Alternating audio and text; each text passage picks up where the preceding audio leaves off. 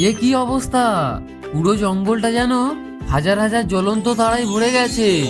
কিন্তু ওই জোনাকিগুলো হঠাৎ জঙ্গলের গভীরের দিকে কোথায় যাচ্ছে? ওদের পেছনে নিশ্চয়ই কোনো রহস্য লুকিয়ে আছে। সেই দিন জঙ্গলের রাতটা ছিল খুবই শান্ত। আকাশে জ্বলজ্বল করছিল পূর্ণিমার উজ্জ্বল চাঁদ, আর জঙ্গলের ভেতর হাজার হাজার জোনাকি ছোট ছোট তারার মতো উড়ে বেড়াচ্ছিল। রাতের জঙ্গলটা যেন আজ এক নতুন রূপে সেজে উঠেছিল। চারিদিকে ভেসে বেড়াচ্ছিল জোনাকিদের সুন্দর ঝলমলে আলো। সেই আলোয় পুরো জঙ্গলটা স্বপ্নের মতো সুন্দর লাগছিল। সেই অপূর্ব দৃশ্যের দিকে মুগ্ধ হয়ে তাকিয়েছিল এক ঘোড়া। তার গোলাপি ডানাগুলো চাঁদের আলোয় হালকা ঝলমল করছিল। জোনাকিগুলো কখনো গাছের ডালে বসে ছোট ছোট আলোর মতো জ্বলছিল, আবার কখনো তারা বাতাসে ভেসে ভেসে উড়ে যাচ্ছিল, চারপাশে ছড়িয়ে দিচ্ছিল নরম ঝলমলে আলো। সেই দৃশ্য দেখে ঘোড়াটি গভীরভাবে মুগ্ধ হয়ে গেল। তারপর আনন্দে বলল, আহা, এ যেন এক জাদুকরি রাত। চারিদিকে যেন ছোট ছোট আলোর উৎসব চলছে। মনে হচ্ছে আজ জঙ্গলটা যেন আলো দিয়ে সাজানো হয়েছে। জোনাকিদের আলোয় ভরা সেই জাদুকরি রাতটা আর এক জোড়া চোখও উপভোগ করছিল। আজকের এই শান্ত রাতটা সত্যি মনটা যেন ভরিয়ে দিচ্ছে। একটি বড় গাছের ছায় শান্তভাবে বসেছিল কচ্ছপ। চারপাশে জোনাকিদের নরম আলো নীরবে ভেসে বেড়াচ্ছিল, আর সে সেই সুন্দর দৃশ্যটা শান্তভাবে উপভোগ করছিল।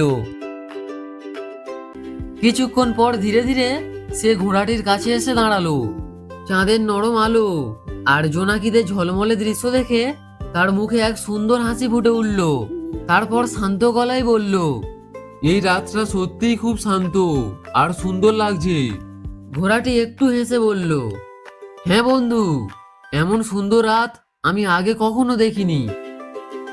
হঠাৎ একদল উজ্জ্বল জোনাকি জঙ্গলের গভীরের দিকে উড়ে যেতে শুরু করলো। ঘোড়ার চোখ কৌতূহলে ভরে উঠল। দেখো, ওরা ওইদিকে কোথায় যাচ্ছে? চলো না একটু দেখে আসি। কচ্ছপ শান্তভাবে বলল, যেতে পারো, কিন্তু খুব সাবধানে যাবে। এই জঙ্গলটা বড় আর অচেনা। ঘোড়াটি হাসলো, চিন্তা করো না বন্ধু, আমি শুধু একটু দেখেই ফিরে আসবো। ঘোড়াটি জোনাকিদের পেছনে পেছনে এগিয়ে গেল। জোনাকিগুলো সামনে সামনে উড়ছিল, আর ঘোড়াটিও তাদের অনুসরণ করে চলছিল। ধীরে ধীরে সে জঙ্গলের গভীরে চলে গেল। হঠাৎ জোনাকিদের আলো মিলিয়ে গেল। চারপাশে শুধু নীরব জঙ্গল, সেখানে শুধু গাছপালা আর চাঁদের নরম আলো। ঘোড়াটি থেমে গেল, তার হাসি মিলিয়ে গেল। আরে, আমি কোথায় এলাম? পথ চিনতে পারছি না তো।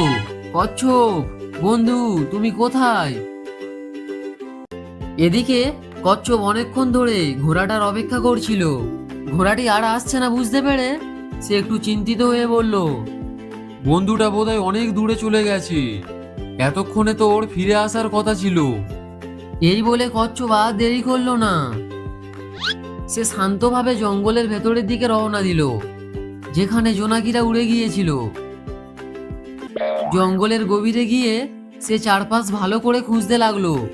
কিছুক্ষণ পর সে দেখলো দূরে জোনাকিদের আলো এক জায়গায় থেমে আছে, আর সেখানেই ঘোড়াটিকে দেখা যাচ্ছে। অবশেষে অন্ধকার আর গাছপালার মাঝখান থেকে সে ঘোড়াটিকে খুঁজে পেল। দুজনে একে অপরকে দেখে শান্তি পেল।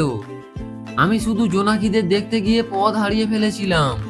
কচ্ছপ একটু হেসে বলল, বন্ধু, কৌতূহল ভালো, কিন্তু সবসময় সাবধানে এগোতে হয়। ঘোড়াটি মাথা নেড়ে কচ্ছপের কথা বুঝতে পারল। এরপর তারা সেই শান্ত রাতের সৌন্দর্য উপভোগ করতে করতে এগিয়ে গেল। কিছুক্ষণের মধ্যেই জঙ্গল আবার আগের মতোই শান্ত হয়ে উঠল। কৌতূহল আমাদের নতুন কিছু শেখায়, কিন্তু সবসময় সাবধানে এগোতে হয়। বন্ধুর ভালো পরামর্শ শুনলে অনেক ভুল থেকে বাঁচা যায়, আর ভুল থেকে শিক্ষা নিলেই আমরা আরো জ্ঞানী হয়ে উঠি।